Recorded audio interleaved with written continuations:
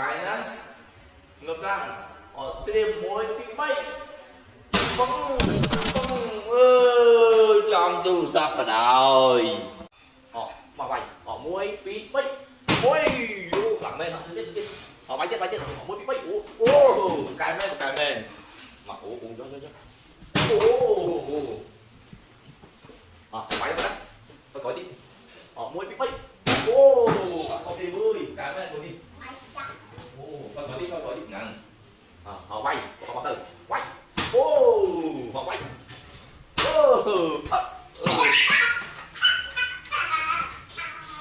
Cho tất thành phẩm tụ.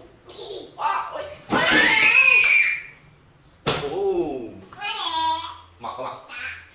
Môi phía bay. Ăn không đi vui. Mặc không mặc. 1, 2, 3. Lặng mềm. Lớn lên. Lặng mềm. Tiếp tiếp này. Rồi lên gấp lăng vô không? Ui một cái mày đã khóc mấy con không vậy? Một cái mày họ khách tôm mà không mấy anh vậy? Quá. Này không đi. Dùng tập bài năng đi bài cho lúc. Họ 1, 2, 3. Quá. Một cái mày họ 1, 2, 3. Ai đồ, cho mặt. Tiếp. Tiếp. Coi. Trim. 1, 2, 3. Mới tiếp. 1, 2, 3. Trong một bài sai xuống. Có chấm trim á.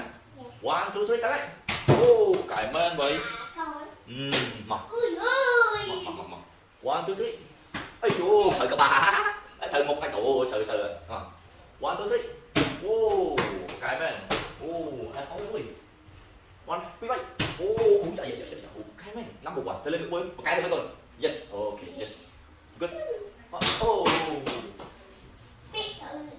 Bây giờ cái chọn của nó. Mà. Không tôi bách ai chứ, đúng không? Mà. Hết. 1, 2,